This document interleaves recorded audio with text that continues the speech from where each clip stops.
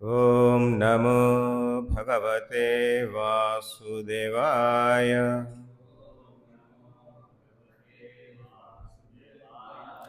ఓం నమో భగవతే వాసుదేవాయ.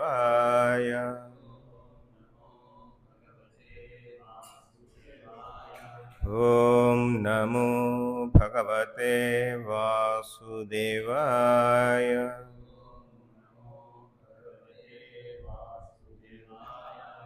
హరే కృష్ణ. మనం ఈరోజు శ్రీమద్ భాగవతంలో 4వ స్కందములోని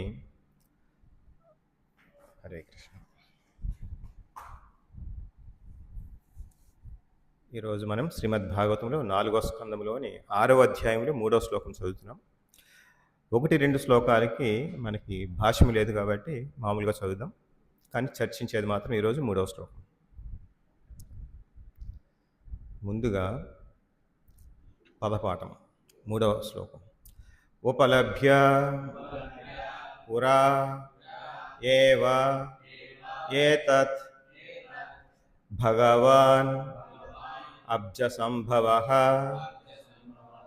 నారాయణః చ విశ్వ ఆత్మా కస్య అధ్వరం స ఈయుతుః. ఉపలభ్య పురైవైతత్ ఉపలభ్య పురైవైతత్ భగవానబ్జసంభవః భగవానబ్జసంభవః నారాయణశ్చ విశ్వాత్మా నారాయణశ్చ విశ్వాత్మా న కస్యాద్వరమీయుతుః మీయతుః న కస్యాద్వరమీయతుః. ఉపలభ్య పురైవైతత్ భగవానబ్జసంభవః నారాయణశ్చ విశ్వాత్మా న కస్యాద్వరమీయతుః. ఉపలభ్య పురైవైతత్ భగవానబ్జసంభవః నారాయణశ్చ విశ్వాత్మా న కస్యాద్వరమీయతుః రమీయతుః. ఉపలభ్య పురైవైతత్ భగవానబ్జసంభవః నారాయణశ్చ విశ్వాత్మా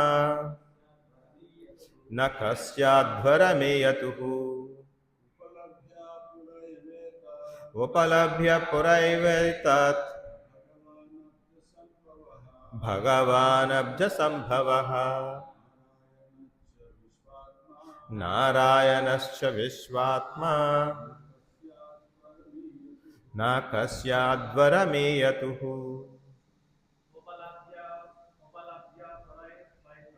ఉపలభ్య పురైవైతత్ భగవానబ్జసంభవః నారాయణశ్చ విశ్వాత్మా న కస్యాద్వరమీయతుః.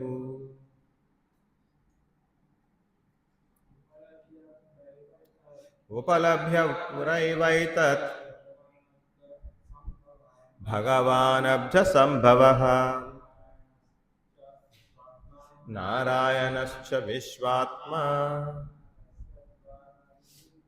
న కస్యాద్వరమీయతుః. హరే కృష్ణం.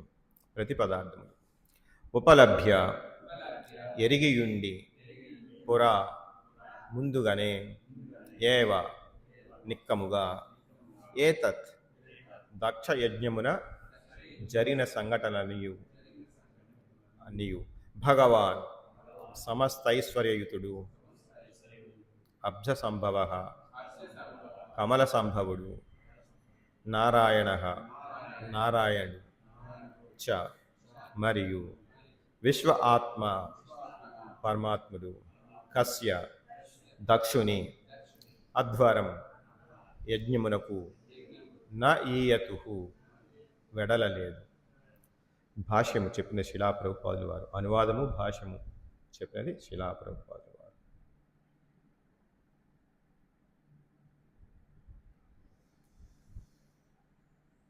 భాష్యము. దక్ష యజ్ఞమున అటువంటి సంఘటనలు జరుగునున్నవని బ్రహ్మదేవుడు మరియు విష్ణు భగవానుడు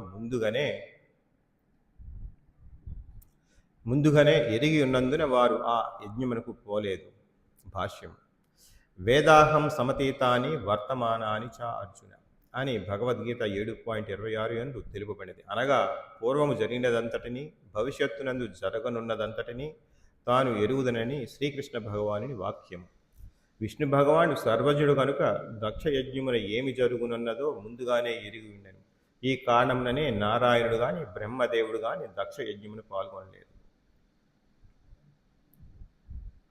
మనం 1వ శ్లోకం 2వ శ్లోకాలు కూడా చదువుదాము. మైత్రేయ ఉవాచ నేను చదివేస్తాను.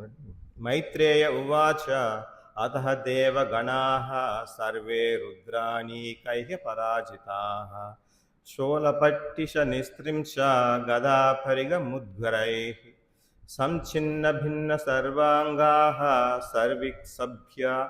సర్విక్సభ్యాభయాకులాః స్వయంభువే నమస్కృత్య కాస్న్యేనైథన్య వేదయన్. అంటే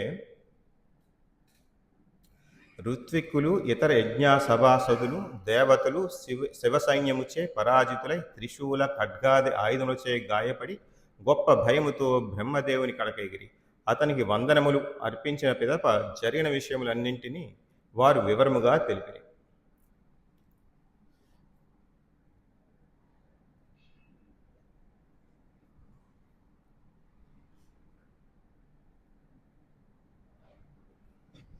నమో విష్ణుపాదాయ కృష్ణప్రేష్టాయ భూతలే శ్రీమతి భక్తి వికాస స్వామినితి నామిని. నమో విష్ణుపాదాయ కృష్ణప్రేష్టాయ భూతలే శ్రీమతి భక్తి వేదాంత స్వామినితి నామిని.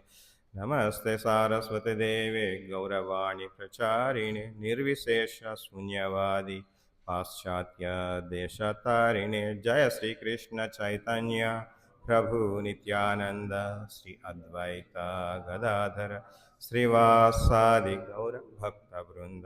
హరే కృష్ణ కృష్ణ కృష్ణ హరే హరే, హరే రామ రామ రామ హరే హరే.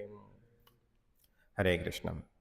మనము గడిచిన 2-3 అధ్యాయాల్లో మనం దక్ష యజ్ఞం గురించి విపులంగా చర్చించాము.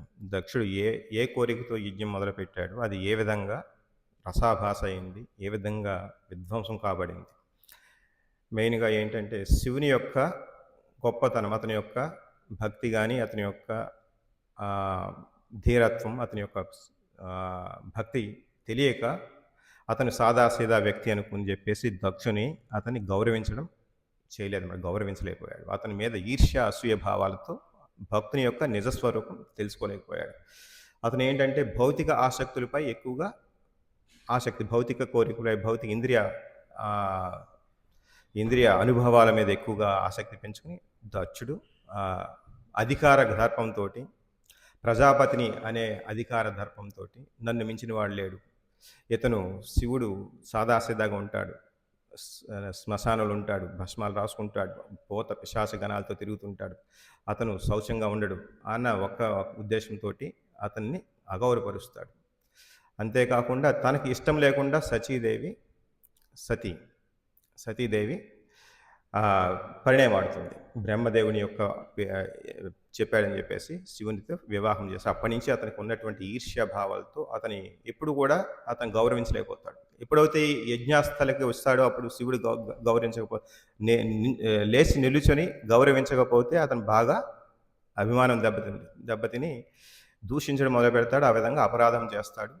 ఆ విధంగా ఒకరినొకరు శాపాలు ప్రతిశాపాలు ఇచ్చుకోవడం జరిగింది. ఆ విధంగా మొత్తానికి 2వసారి యజ్ఞం మొదలు పెడతాడు. శివుని పిలవకుండానే మొదలు పెడతాడు. ఆ యజ్ఞానికి సతీదేవి వెళ్తుంది. వెళ్ళొద్దని చెప్తారు. శివుడు నాపై అసూయ భావాలతో నిన్ను కూడా గౌరవించడు, నువ్వు ఎంత ప్రియమైనా సరే గౌరవించడం అని చెప్పేసి అనేటప్పటికీ సతీదేవి తండ్రి తలపెట్టిన యజ్ఞానికి వెళ్ళొచ్చులే అని చెప్పేసి తనకు తనుగా సమర్థించుకుని తండ్రి పిలవకపోయినా వెళ్ళొచ్చు, బ్రాహ్మణులు కానీ లేకపోతే స్నేహితులు కానీ బంధువులు కానీ చెప్పిన ఏదైనా కార్యక్రమం చేస్తే పిలవకపోయినా వెళ్తే మన మీద ప్రియంతో ఉంటారని చెప్పేసి ఆవిడ సమర్థించుకుని ఆవిడ వెళ్తుంది. కాకపోతే అక్కడ తగిన గౌరవం దొరకదు. అదేవిధంగా శివుని దూషించడం వల్ల సతీదేవి సమర్థించుకోలేకపోతుంది, సతీదేవి తట్టుకోలేకపోతుంది. ఆ విధంగా సతీదేవి తన దక్షిణి ద్వారా వచ్చిన దాక్షాయిని అని పేరు పెట్టారు. దాక్షాయిని అంటే దక్షిణి యొక్క కుమార్తె. దక్షిణి ద్వారా వచ్చిన శరీరాన్ని తను భరించలేకపోయింది. ఎప్పుడైతే అక్కడ వైష్ణవ నింద జరుగుతుందో, ఎప్పుడైతే తన భర్తని నిందిస్తున్నాడో ఆ యొక్క సందర్భంలో ఆవిడ అక్కడ ఉండలేక దేహత్యాగం చేస్తుంది. ఆ తర్వాత తనని రక్షించడానికి వెళ్ళినటువంటి శివగణం ఉన్నారు కదా, ఆవిడతో పాటు శివగణం వెళ్తారు రక్షించడానికి తోడుగా. శివుడు వెళ్ళలేదు కదా, తోడుగా వెళ్తారు. అప్పుడు తన యజమానురాల్ని రక్షించలేకపోయారు కాబట్టి వారికి కోపం వస్తుంది. వారందరూ కూడా మొత్తానికి దక్షయజ్ఞాన్ని ధ్వంసం చేయాలని తలపెడతారు. అప్పుడు రుభువులనే మంత్రం జపించి భృగు మహర్షి రుభువులు మంత్రం జపించి రుభువులు సృష్టించి వారి ద్వారా శివగణాన్ని పారదోలుతారు. ఆ విషయం తెలుసుకున్న శివుడు ఆగ్రహించి తన జటని ఒకదాన్ని పీకి మంత్రించి వదిలితే కూడా వీరభద్రుడు వస్తాడు. వీరభద్రుడు మహాకాయంతో వస్తాడు, ఆకాశమంత కాయంతో వచ్చి దక్షుణ్ణి దక్షయజ్ఞంలో సంహరిస్తాడు అని చెప్పేసి మనం చదువుకున్నాం లాస్ట్ అధ్యాయాల వరకు. ఇప్పుడు ఈ అధ్యాయంలో ఏం చెప్పబడింది? మొదటి శ్లోకంలో ఈ అధ్యాయం పేరు బ్రహ్మదేవుడు శివుని ప్రసన్నును చేయుట. ఋత్వికులు ఇతర యజ్ఞ సభాసదులు దేవతలు శివ సైన్యంచే పరాజితులై త్రిశూల ఖడ్గాది ఆయుధములచే గాయపడి గొప్ప భయముతో బ్రహ్మదేవుని కడగేగిరి. అతనికి వందనములు అర్పించిన పిదప జరిగిన విషయములన్నింటినీ వారు వివరంగా తెలిపారు. చూడండి, ఎప్పుడైతే ఈ ఆయుధాలతో గాయపడ్డారు దేవతలందరినీ బంధించారు, వాళ్ళు పారిపోతున్నారు. ఎప్పుడైతే వీరభద్రుడు చూసి అక్కడ చెడు శకునాలు కనిపించాయి దక్షయజ్ఞంలో సభాస్థలిలో, వెంటనే వారందరూ ఇదేదో మన దక్షుడు చేసినటువంటి అపరాధానికి మన విపరీతమైన అనర్థం జరిగింది కాబట్టి దానికి ప్రతిఫలం జరుగుతుంది, ఇక్కడ అనుభవించాల్సి వస్తుందని చెప్పేసి భయం వేసి వారందరూ పారిపోతుంటే వారిని కూడా శివగణం పట్టుకుని బంధిస్తారు. మనకి అక్కడ పూషుడని చెప్పేసి అదేంటి భృగు మహర్షికి గడ్డం పీగేయడం, పూషునికి ఏమో దంతాలు ఓడ పెరగడం ఇవన్నీ చేశారు. పూషునికి కళ్ళు అనుకుంటా. ఈ విధంగా ఎవరైతే నవ్వారో వాళ్ళందరికీ దంతాలు ఊడిపోయినాయి, ఎవరైతే గుడ్లు ఉరిమించి ఆనందంగా కనిపించారో వాళ్ళందరికీ కళ్ళు పీకేయడం జరిగింది. ఈ విధంగా మొత్తానికి దక్షునికి శిరచ్ఛేదం జరిగింది.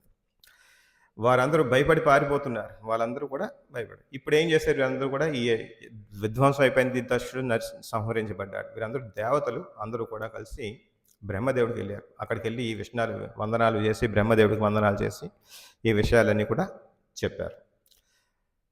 ఇంకా దక్షయజ్ఞము అటువంటి సంఘటన జరుగునున్నదని బ్రహ్మదేవుడు మరియు విష్ణు భగవానుడు ముందుగానే ఎరిగి ఉన్నందున వారు ఆ యజ్ఞముకు పోలేదు. చూడండి, ఇక్కడ భగవంతుడు విష్ణువు నారాయణుడు ఆ యజ్ఞానికి వెళ్ళలేదు, ఆయనతో పాటు బ్రహ్మదేవుడు కూడా వెళ్ళలేదు. బ్రహ్మదేవుడు మొదటి యజ్ఞానికి వెళ్ళాడు, రెండవ యజ్ఞానికి వెళ్ళలేదు. శివుడు లేకుండా అక్కడ యజ్ఞం తలపెట్టాడు. వీరికి తెలుసు, నారాయణుడికి బ్రహ్మదేవుడికి, ఇతను ఎందుకు ఏ ఉద్దేశంతో యజ్ఞం తలపెట్టాడు అనేది. గర్వం, అధికార దర్పంతో, శివుని మీద ఉన్న కోపంతో మాత్రమే శివుని పిలవకుండా యజ్ఞం తలపెట్టాడు. అది యజ్ఞమే కాదు. ఎక్కడైతే విష్ణు భక్తులు లేరో అక్కడ అది యజ్ఞమే కాదు. యజ్ఞం అనగానే విష్ణు ప్రీత్యర్థం చేసేదే యజ్ఞం. అటువంటి యజ్ఞానికి భగవంతుడు ఖచ్చితంగా నారాయణ రాడని మనకి అర్థమవుతుంది. మనం కూడా ఏదైనా కార్యక్రమం భగవంతుడి యొక్క ప్రీత్యర్థం ఏదైనా చేసినా భగవంతుడి ప్రీత్యర్థం కోసమే చేయాలి. లేకపోతే అక్కడ భగవానుడు ఖచ్చితంగా ప్రత్యక్షమవుడు. భగవానుడికి ఖచ్చితంగా మనం చేసినటువంటి నైవేద్యం కూడా తీసుకోడు, భగవంతుడి కోసం ప్రేమగా పెట్టకపోతే. ఆయనకి భగవంతుడికి ఏమైనా ఇది అవసరమా? మనం పెట్టే నైవేద్యాలు ఏమైనా అవసరమా ఆయనకి? మనకి చెప్తారు, మన బ్రహ్మ సంహితలో చెప్తారు భగవంతుడు లక్షలాది లక్ష్మీదేవులు సేవ చేస్తూ ఉంటారు కృష్ణ భగవానుడికి ఏమని చెప్పేసి సేవ చేస్తుంటారు. కాబట్టి మనం చేసేటటువంటి నైవేద్యాలు అటువంటి వాటికి ఆయన నిజంగా అవసరం ఉండి ఏమి రాడు. మనం ప్రేమగా పెడితే భక్ భక్తితో ప్రేమగా పెడుతున్నాడు, మనం వెళ్ళి తీసుకోవాలని స్వీకరించడానికి భగవంతుడు వస్తాడు. కాబట్టి ప్రేమ లేనటువంటి ఎటువంటి పూజ అయినా సరే అక్కడ నిజంగా భక్తితో పూజ జరగట్లేదు. అదేదో తంతు మామూలు కార్యక్రమంలాగా అయిపోతుంది మేడం.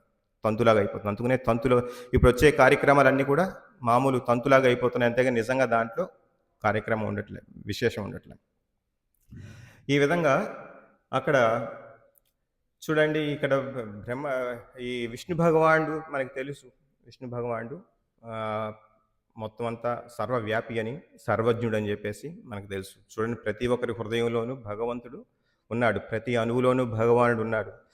ప్రతి వారి హృదయంలో సాక్షీభూతంగా ఉంటాడు భగవంతుడు. అతని ఆలోచనలు కానీ, అతని యొక్క భావాలన్నీ కూడా భగవంతుడికి తెలుస్తాయి. ఇతడు ఏ ఉద్దేశంతో చేస్తున్నాడు, ఎందుకు చేస్తున్నాడు అని భావాలు చెప్తాడు. అదంతా ఎందుకు, భగవంతుడు ఉపద్రష్టుడుగా ఉంటాడు, సాక్షీభూతంగా ఉంటాడు. నువ్వు చేసే ప్రతి ఆలోచన, భావం, కార్యక్రమం అంతా కూడా అతనికి తెలియకుండా జరిగేది కాదు. అతని అనుజ్ఞత, ఉపద్రష్ట అనుమంత అంటే అతను పర్యవేక్షిస్తూ ఉంటాడు. నువ్వు చేసే ఆలోచన కానీ, కార్యక్రమాలు కానీ పర్యవేక్షిస్తూ ఉంటాడు. అతడి అనుమతితోనే నువ్వు చేయగలుగుతావు కూడా. చూడండి, మనకి చేసే ఆలోచన కానీ, శక్తి కానీ అతను భగవంతుడు ఇచ్చినటువంటిదే. ఈ విధంగా భగవంతుడు సర్వవ్యాపి అని, సర్వజ్ఞుడు అని చెప్పేసి తెలుస్తుంది. అతనికి త్రికాలజ్ఞం అంటే ఏంటంటే భూతకాలంలో ఏం జరిగింది, ప్రస్తుతం ఏం జరుగుతుంది, వచ్చే కాలంలో ఏం జరగబోతుంది అవన్నీ కూడా భగవంతుడి యొక్క నిర్దేశంలో జరుగుతుంటాయి, తెలుస్తుంటాయి. కాబట్టి ఈ యొక్క దక్ష యజ్ఞంలో ఫలితం ఏ విధంగా ఉంటుంది, ఈ దక్షుడు చేసినటువంటి అపరాధం వల్ల, శివునికి వచ్చిన కోపం వల్ల, శివనింద చేయడం వల్ల జరిగే కార్యక్రమాలు ఎలా ఉంటాయో, ప్రతిఫలం ఎలా ఉంటుందో అందరికి తెలిసిందే. కాబట్టి అది తెలిసి దీనికి వెళ్ళలేదన్నమాట ఎవరు, విష్ణు భగవాన్, నారాయణ. మనకి భగవద్గీతలో కొన్ని కొటేషన్స్ ఉన్నాయి వీటికి సంబంధించిన భగవంతుడి యొక్క, అవి చదువుదాం.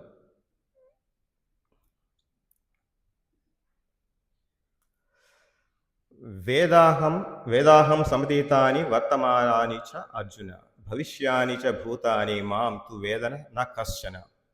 ఓ అర్జున, దేవాది దేవుడైన నేను గతములో గడిచిన సమస్తమును, ప్రస్తుతము జరుగుతున్న సమస్తమును, భవిష్యత్తులో జరగబోవు సమస్తమును ఎరుగుదును.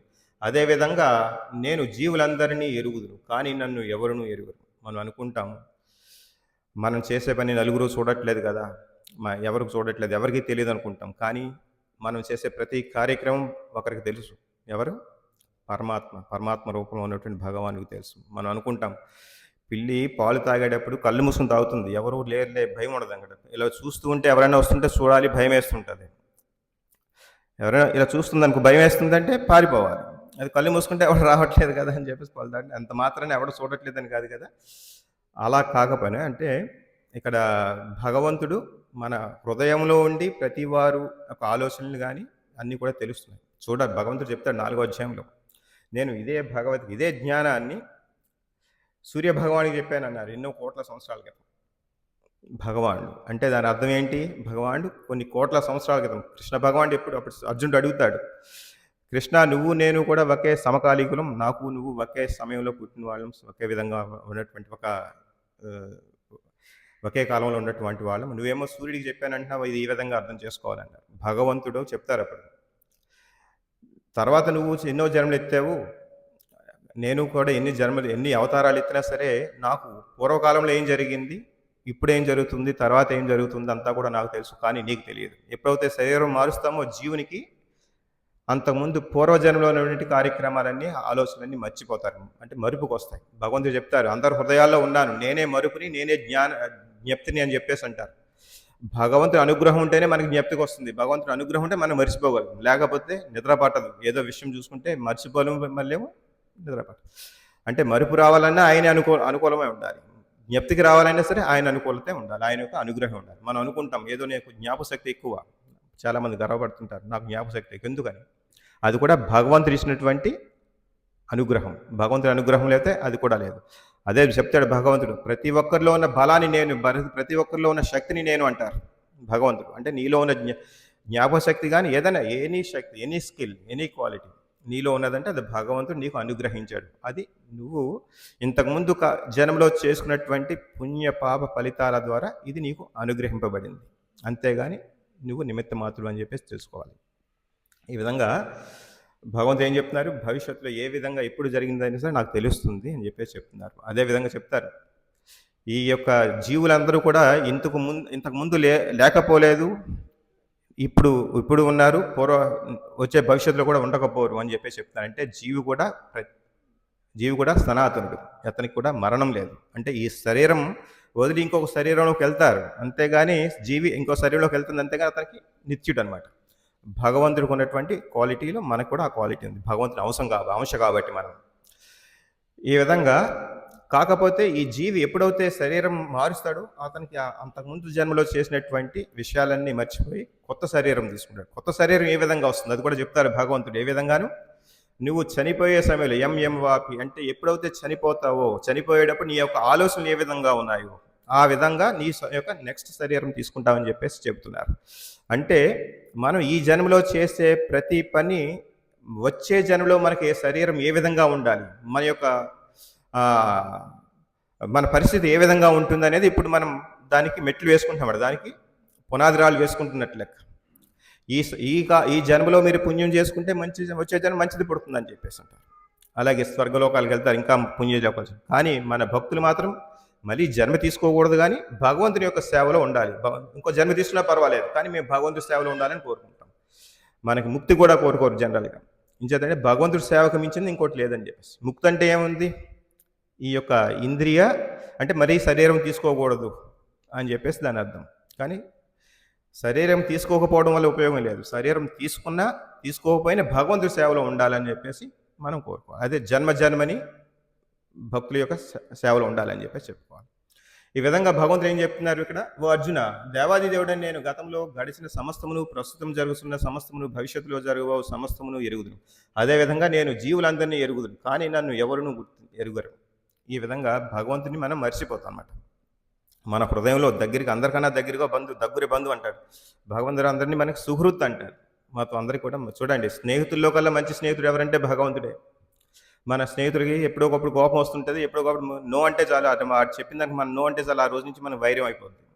కానీ భగవంతుడితో అలాంటి సంబంధం కాదు. అంత మాట మనకి సుహృత్ అనమాట, మంచి స్నేహితుడు. ఈ విధంగా భగవంతుడికి ఈ దక్షయజ్ఞంలో జరిగేది ఏంటో తెలుసు కాబట్టి ఆయన అక్కడికి రాలేదు. ఇదంతా రసాభాస అవుతుంది, పెద్ద అపరాధం అవుతుందని చెప్పేసి ఆయనకి రాలేదు.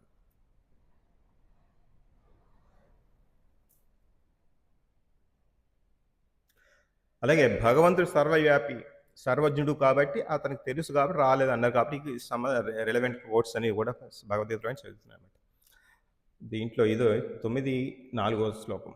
మయా తతమిదం సర్వం జగదవ్యక్తమూర్తిన మత్స్థాని సర్వభూతాని నచాకం తేష్వస్థితః. అవ్యక్త రూపంతో కూడిన నాచే ఈ సమస్త జగత్తు వ్యాప్తమై ఉండను. జీవులన్నీ నాలో కలవు, కానీ నేను వాళ్ళలో లేను. చూడండి, ఈ మొత్తం అంతా కూడా భగవంతుడు వ్యాపించి ఉన్నాడు. భగవంతునిలోనే ఉన్నాయి. ఈ భగవంతుడి యొక్క చూడండి, ఈ దేవతలు కానీ లేకపోతే ఈ ప్రపంచం బ్రహ్మాండం అంతా కూడా భగవంతుల్లో ఉన్నట్లేక. చూడండి, ఇది మనకి విరాట్ రూపం చూసినప్పుడు ఎలా ఉంటుంది, భగవంతుడి యొక్క పాదాలన్నీ భూలోకం దగ్గర నుంచి అథోలోకాల దగ్గర చూపిస్తుంటారు. ఊర్ధ్వలోకాలన్నీ కూడా భగవంతుని యొక్క శరీరంతో చూపిస్తారు. అలాగే సత్యలోకం భగవంతుడి యొక్క శిరస్సుతోటి. సూర్యుడు చంద్రుడు ఎలాగవుతారు, భగవంతుడి యొక్క బొట్టులాగా తయారవుతారు. ఈ విధంగా చెప్తారు అనమాట. అంటే మొత్తం సర్వవ్యాపి ఉన్నారు భగవంతుడు. గర్భోదక సాయి విష్ణు అంటే శ్రీకృష్ణ భగవానుడు ఈ 3 పురుషావతారాల ద్వారా, కారణోదక సాయి విష్ణు, గర్భోదక సాయి విష్ణు, క్షీరోదక సాయి విష్ణు, ఈ యొక్క అవతారాల ద్వారా మొత్తం ప్రపంచంలో మొత్తం భూమండలాన్నంతలో కూడా వ్యాపించున్నారు, చైతన్యవంతం చేశారు. అలాగే క్షీరోదక సాయి విష్ణు రూపంలో ప్రతి ఒక్కరి హృదయంలోనూ పరమాత్మ రూపంలో ఉన్నారు. ఈ విధంగా భగవంతుడు సర్వవ్యాపి, సర్వజ్ఞుడు అని చెప్పేసి మనం గ్రహించాలి.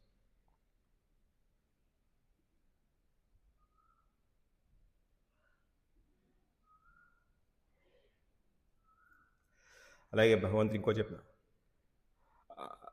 అహమాత్మా గుడాకేశ సర్వభూతాశయ స్థిత అహమాదిశ్య మద్యం చ భూతానామంత ఏవ చ. ఓ అర్జున, నేను సకల జీవుల హృదయాలలో స్థితుడై ఉన్నట్టు పరమాత్మను. నేనే సర్వజీవులకు ఆది మధ్యమ అంతము అయి ఉన్నాము. చూడండి, భగవంతుడు సర్వభూతాశయ స్థిత, సర్వజీవుల హృదయాల్లో ఉన్నటువంటి వాడు భగవంతుడు. అందరి హృదయాల్లో ఉండి ప్రతి చోట ఏం జరుగుతుందో, అందరూ ఎటువంటి భావాలతో ఉన్నారు, ఏ కార్యక్రమాలు చేస్తున్నారు అన్నీ కూడా ఆయనకి తెలియకుండా మనకు తెలీదు. ఆయనకి తెలిసాకే మనకు తెలుస్తుంది. యాక్చువల్‌గా మనం గ్రహిస్తున్నాం, మనం చేస్తున్నామంటే ఆయన ఆయన ఇచ్చిన అధికారంతోటి, ఆయన ఇచ్చిన అనుగ్రహంతోటే మనం చేస్తున్నాం. మనకు ఆ ఆలోచన వచ్చినా అంతే. చూడండి, ఒక భగవంతుడి అనుగ్రహం లేకపోతే హిరణ్యాసుడు కానీ హిరణ్యకశిపుడికి అంత శక్తి వచ్చి ఉండేది కాదు. భగవంతుడి అనుగ్రహం లేకపోతే ప్రహ్లాదుడికి అంత భక్తి కూడా వచ్చి ఉండేది కాదు. ఈ విధంగా భక్తి అయినా చెడైనా సరే ఆయన దగ్గర నుంచి రావాల్సిందే. నేనే సర్వజీవులకు ఆది మధ్యము అంతము అయి ఉంటాను. చూడండి, ఈ భౌతిక ప్రపంచం సృష్టించక ముందు ఆయన ఉన్నారు, భౌతిక ప్రపంచం సృష్టించాక ఆయన ఉంటారు, అది లయమైనప్పుడు కూడా ఆయన ఉంటారు. ఆయన లేనటువంటి సమయం లేదు, ఆయన లేనటువంటి ప్రదేశము లేదు, కాబట్టి ఆయనకు తెలియనటువంటి విషయము లేదు. అలాగా ఈ ఆది మధ్యము అంతయు అయి ఉంటుంది. అంటే దాని అర్థం ఏంటి? ప్రతిసారి ఈ యొక్క భౌతిక ప్రపంచం సృష్టి జరిగినప్పుడు, లయం జరిగినప్పుడు, పోషింపబడినప్పుడు అంతా కూడా ఆయన ఉన్నారు, ఆయనకు అన్నీ తెలుస్తున్నాయి అని చెప్పేసి మనం తెలుసుకుంటాం.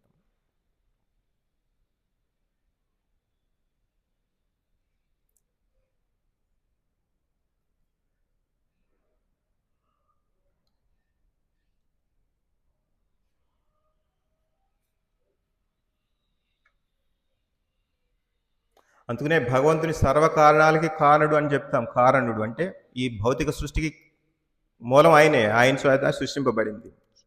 తర్వాత గౌణ సృష్టి బ్రహ్మదేవునిచే సృష్టింపబడింది. అంటే ఈ యొక్క మహత్తత్వము, ప్రధానమైనటువంటి మూలకాలన్నీ, భౌతిక సృష్టికి కావాల్సినటువంటి మూలకాలు, దాన్ని సృష్టించడానికి కావాల్సిన జ్ఞానము అంతా కూడా బ్రహ్మదేవునికి ఎవరిచ్చారు? భగవానుడు, కృష్ణ భగవానుడిచే ఇవ్వబడింది. కాబట్టి ఆ విధంగా బ్రహ్మదేవుడికి తెలిసింది, అదే బ్రహ్మదేవుడు కూడా తెలియదు. అంటే ఇప్పుడు ఈ శ్లోకంలో మనం చదువుకున్నప్పుడు బ్రహ్మదేవుడు కూడా ఈ యొక్క విషయం తెలిసి, ఫలితం ఏంటో తెలిసి రాలేదు అని చెప్పేసి చెప్పారు. దాని అర్థం ఏంటంటే అటువంటి జ్ఞానం కూడా బ్రహ్మదేవుడికి కృష్ణ భగవాన్ అనుగ్రహం ద్వారానే జరిగింది అని చెప్పేసి తెలుసుకుంటాం. మనకి ఇంకా జీవులు కూడా అదే విధంగా అనుగ్రహం ద్వారా.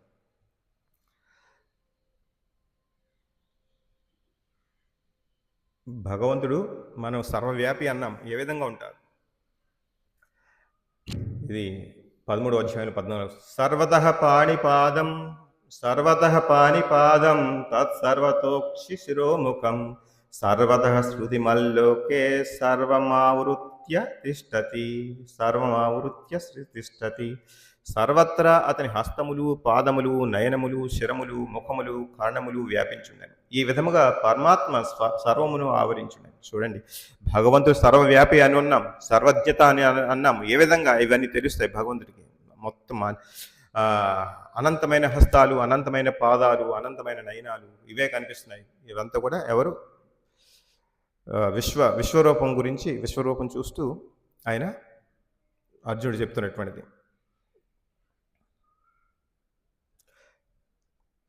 అంటే సూర్యుడు తన అపరిమిత కిరణాలను ప్రసరించినట్లుగానే పరమాత్ముడు లేక దేవాది దేవుడు కూడా తన శక్తిని సర్వత్రా విస్తరింపజేయండి. భగవంతుడు ఈ విధంగా ఏ విధంగా వ్యాపి అయి ఉన్నాడు? చూడండి, సూర్యుని యొక్క కిరణాలు ప్రతి చోట ఎలాగ వ్యాపించున్నాయి, ఆ విధంగా భగవంతుడు ప్రతి చోట వ్యాపించబడ్డా ఉన్నాడు, వ్యాపించిందాడు.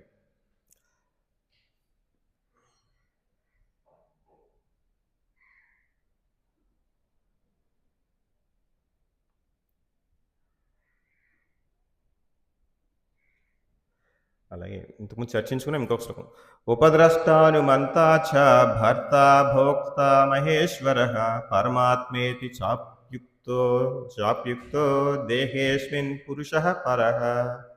అంటే ఏమైనను ఈ దేహములో పరమ ప్రభువు, దివ్య యజమానుడు, పర్యవేక్షకుడు, అనుమతించేవాడు, పరమాత్మగా ప్రసిద్ధి చెందినవాడు అయిన దివ్య భోక్త మరొకడు కలడు. చూడండి, ఇక్కడ దీంట్లో ముఖ్య విషయం ఒకటి చెప్పారు. చూడండి, భగవంతుడు మీలో సాక్షిభూతంగా ఉన్నాడు, మీకు కావలసినటువంటి అనుగ్రహం ఇస్తున్నాడు, అనుమతినిస్తున్నాడు. కాకపోతే పరమభోక్త ఆయన చెప్పేసి అంటున్నారు. భోగించేవాడు ఆయన మాత్రమే. కానీ ఇక్కడే మనం ఏమనుకుంటాం? మనం భోగించేవాడు అనుకుంటాం. ఈ ఇంద్రియాలన్నీ నాకున్నాయి, నా కళ్ళు, నా ముక్కు, నా నోరు, ఇది నేను అనుభవించాలి, నా ఉదరం నేను అనుభవించాలని చెప్తాను. కానీ ఇక్కడ ఏమన్నారు? అన్ని అనుమతించేవాడు ఆయనే, పరమాత్మగా ప్రసిద్ధి చెందినవాడు అయిన దివ్యభోక్త మరొకడు గలడు. మొత్తం అంతా అనుభవించేవాడు ఆయన గలడు. ఆయన భోగం కోసం ఉన్నది ఈ ప్రపంచం అంతా అని చెప్పేసి ఎవరైతే తెలుసుకుంటారో నేను అసలైన భోక్తను కాదు అని తెలుసుకుంటారో వారు భగవంతుడికి ఆశ్రయం తీసుకుని భగవంతుని భక్తితో కొలుస్తారు అని చెప్పేసి మనం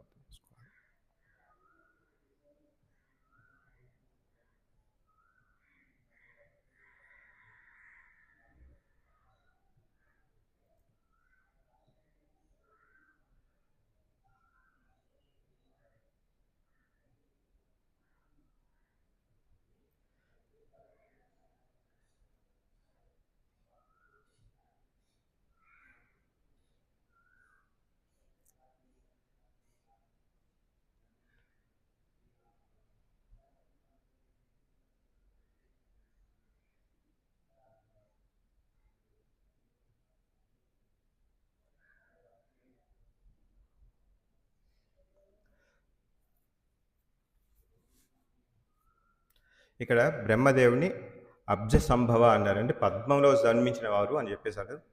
అంటే విష్ణు భగవాన్ గర్భోదక సాయి విష్ణు యొక్క నాభి నుంచి వచ్చినటువంటి పద్మంలో జన్మించారు ఆయన అబ్జ. అందుకనే స్వయంభువ అంటారు ఆయన. ఆయన కూడా త్రికాలాజ్ఞత ఉంది. ఆయన కూడా ఈ యొక్క గౌణ సృష్టి ఆయనే సృష్టించారు. ఆయనకి తెలుసు ఇదంతా కూడా. ఆయనకి ఈ యొక్క త్రికాలజ్ఞత్వం అనేది ఎక్కడి నుంచి వచ్చింది? కృష్ణ భగవాన్ ద్వారా అనుగ్రహింపబడింది అని చెప్పి చెప్పుకున్నాం.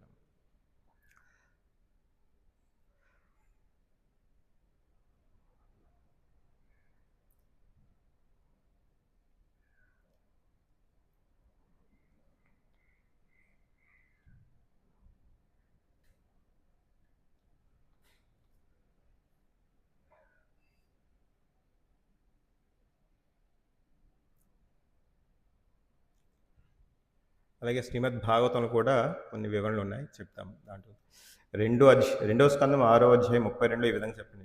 యస్మిన్ ఇదం యతస్వేదం ఏ వేదం య ఇదం స్వయం యోస్మాత్ పరస్మాత్ చ పరః తం ప్రపద్యే స్వయం భువం. అంటే ఏంటంటే ఎక్కడ నుండి ఈ విశ్వం పుట్టిందో, ఎవరిలో ఉందో, ఎవరిలో లయమవుతుందో ఆ సర్వంలాగా ఉన్న స్వయంభూ పరమాత్మను నేనే శరణు తీసుకుంటాను.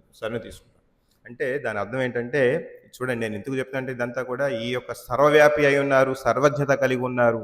దీని అంతటికీ కూడా మనకి భాగవతంలోని భగవద్గీతలో ఉన్నటువంటి సపోర్టింగ్ శ్లోకాలని చెప్తున్నమాట. అంటే సృష్టికి మూలం ఆయనే, సృష్టికి లయం తర్వాత కూడా ఆయనే ఉంటారు, ఆయనలోనే చేరుతుంది.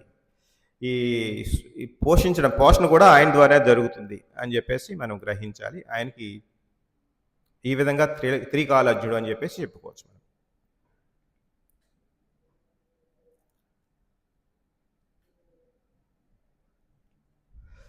అలాగే భగవంతుడిని త్రికాల జ్ఞానం అంటాము. అలాగే హృదయస్థ పరమాత్మగా ఉన్నాడు.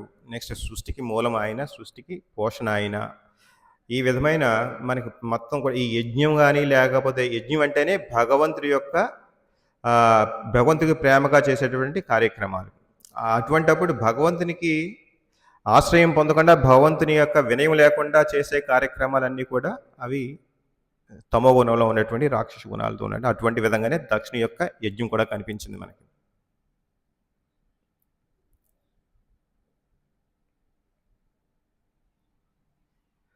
బ్రహ్మదేవుని కూడా మనం అర్థం చేసుకోవచ్చు. బ్రహ్మదేవుడు కూడా ఈ భగవంతుడి యొక్క కార్యక్రమాలను పూర్తిగా అర్థం చేసుకోలేకపోయాడు. అందుకనే చూస్తాం బ్రహ్మ విమోచన లీల జరిగింది మనకి కృష్ణ భాగవతంలో 10వ అధ్యాయంలో చూస్తాం. కృష్ణ భగవాన్ లీలల్లో ఒకటి, ఎంత జ్ఞానం ఉన్నా సరే భగవంతుడి ఒక్కోసారి బ్రహ్మదేవుడు లాంటి వారు కూడా మోహం పొందుతారు. అదేవిధంగా ఇక్కడ దక్షుడు ఎంత జ్ఞానం ఉన్నా సరే, ఎంత ప్రజాపతి గొప్ప బాధ్యత ఇవ్వబడినా సరే, అతను కూడా అధికార దర్పంతో అతను కూడా మోహం పొందాడు, అతను కూడా గర్వం పొందాడు అధికార దర్పంతో.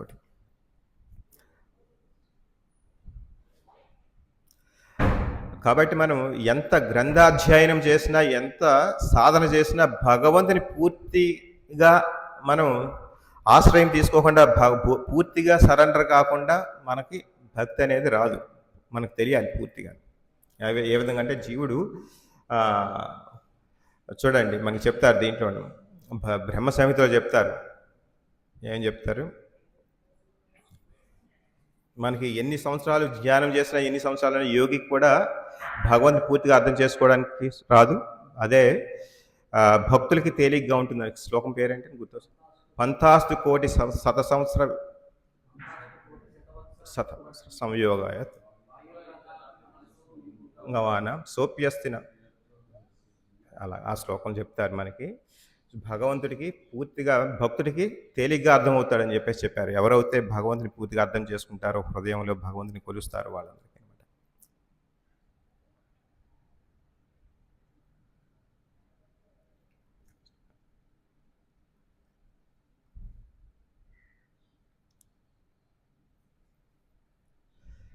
ఓకే. హరే కృష్ణ. ఈ విధంగా సమాప్తం. ప్రభు మీరేమైనా యాడ్ చేస్తారా ప్రభు? మీరు కూడా ప్రభు చెప్పండి.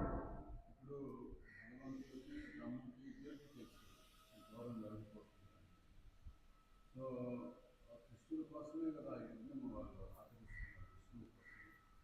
మరి విష్ణు ముందే ఎందుకు హెచ్చరించలేదు ఘోరం జరగబోతుంది జాగ్రత్త అని చెప్పి అక్కడ శివుడికైనా ఇప్పుడు దక్షుడికైనా లేకపోతే ఇంకెవరికైనా చెప్పట్లేదు. మానవులకి ఏదైనా తెలిసిందనుకోండి పలానా చోట ఉగ్రవాది బంధువులు చేయబోతున్నారు ఇన్ఫర్మేషన్ దొరికింది అంటే నువ్వు చెప్తాను ఎందుకంటే అక్కడ వినాశం జరగబోతుంది. సో ఎందుకు దైవం అక్కడ మౌనంగా ఉంటున్నారు ఎందుకు ఇక్కడ మనకి దక్షుని యొక్క పరిస్థితి అందరికీ తెలిసినటువంటిదే. ఎప్పుడు కూడా అతను చెప్తే వినాల్సిందే. ఏ కార్యక్రమాలు చూడాలి. దక్షునికి మనకి ఇంతకుముందు కొన్ని సంఘటనలు చూసినట్టయితే అది చాలా సంవత్సరాల నుంచి కొనసాగుతున్నట్టు ఈర్ష్యాభావం ఎవరితో శివునితోటి. చాలాసార్లు చెప్పి చూశారు. చాలాసార్లు జరుగుతుంది. కానీ ఇప్పటికీ దక్షుడు పట్టించుకోడు. దక్షుడికిని నారదుడు కూడా ఇటువంటి సంఘటనలే జరుగుతాయి. దక్షుడు కూడా నారదుని కపట సన్యాసి, కపట యోగి అని చెప్పేసి తిడుతుంటాడు. దక్షుని కొట్టి ఉన్నటువంటి స్వభావం వల్ల అతనికి అనుభవిస్తేనే కానీ అతనికి మారడు. చూడండి, ఇప్పుడు చిన్నపిల్లలు కూడా చెప్తాము ఏదైనా విషయం మనం ఎవరికైనా 1-2 సార్లు చెప్తాం, వినకపోతే మూడోసారి చెప్తాం, వినకపోతే 4 సార్లు అనుభవిస్తేనే కానీ తెలియదు. చూడండి, సత్వగుణంలో ఉన్న వారికి ఏదైనా ఒక మాట చెబితే వింటారు.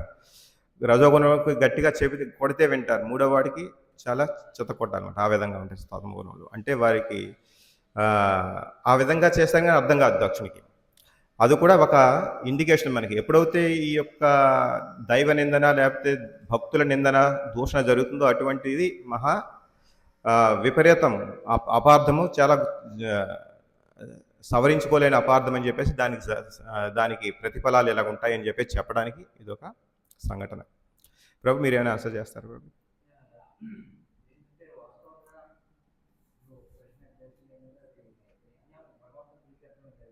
కానీ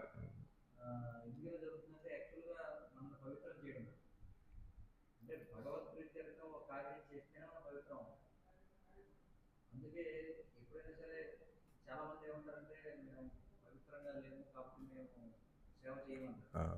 కానీ దాని వ్యతిరేకం. ఇప్పుడు పవిత్రంగా లేకపోయినా భగవత్ సేవ చేస్తేనే వాళ్ళు అనార్థాలు బయటపడతాయి. అనార్థాలు బయటపడినప్పుడు ఎవరో ఒకటి సరి చేస్తారు. కాబట్టి దక్షిణలో ఉన్నటువంటి అనార్థం ఏదైతుందో అది దాని నుంచి వాడు బయటపడాలి. దక్షుడు పవిత్రీకరించబడాలంటే యజ్ఞం చేయాల్సింది. కాబట్టి ఏదైనా సరే సృష్టిలో యజ్ఞం చేయడం ద్వారానే జరుగుతుంది. యజ్ఞం చేయడం ద్వారానే అంటే పైకి మనకు కనిపించవచ్చు ఇన్ని రకాల తప్పులు జరుగుతున్నాయి. ఇలా శ్రీల ప్రభుత్వం వాళ్ళు కూడా ఆయన శిష్యులు చాలా మంది మనం చూస్తే ప్రభుత్వాలు వెళ్ళిపోయిన తర్వాత పక్కన వెళ్ళిపోతారు. అయితే కొంతమంది అనొచ్చు ఏంటి మరి ఇలాంటి వాళ్ళు వెళ్ళిపోయిన అలా చేశారు. Something is better than nothing. అంటే లోపాలు జరుగుతాయి ఖచ్చితంగా, కానీ సేవ కూడా జరుగుతుంది. అయితే ఇక్కడ ఎలా ఉంటుందంటే లోపం కంటే సేవ ఎక్కువగా ఉంటుంది.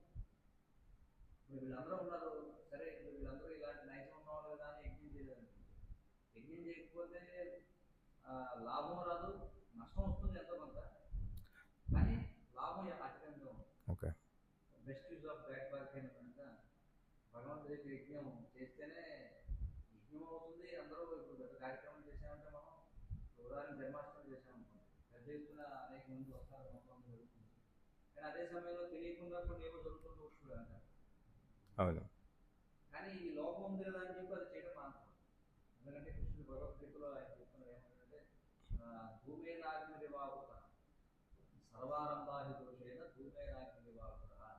అంటే మనం చేసేటువంటి ప్రతి ప్రయత్నము కూడా దోషంతో కూడుకుని ఉంటుంది. కానీ దోషం ఉంది కదా అని చెప్పి చేయకుండా ఉంటుంది. ఎందుకంటే దోషం ఉంది కదా అని చేయకుండా ఉంటే అది ఇంకా పెద్ద పాపం, ఎప్పటికీ మారడు. అలాగే అర్జునుడు ఉదాహరణకు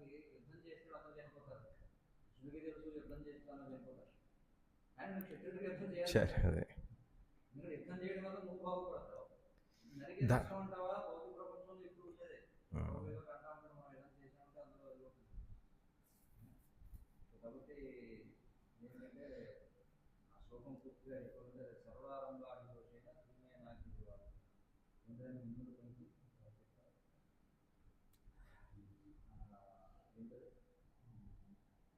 సహజం కర్మ కౌంటేయ సుదోషం నత్తేయ.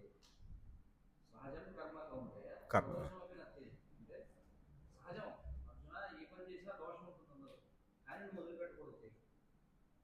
ఎందుకని సర్వారంభాది దోషైన భూమి నాశనం బాగుంటుంది.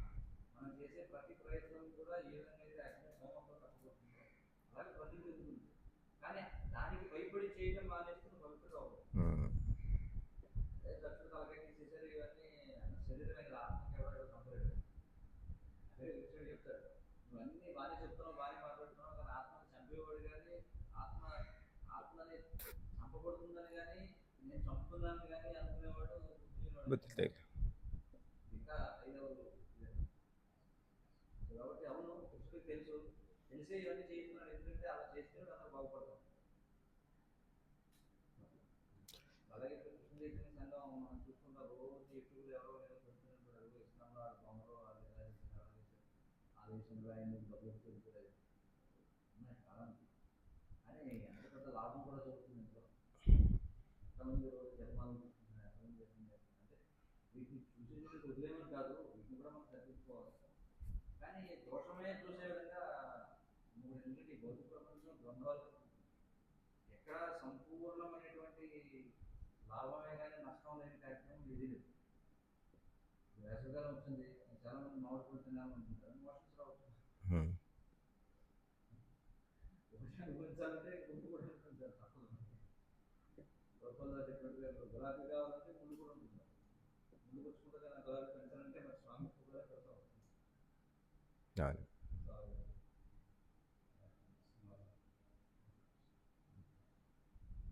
హరే కృష్ణ.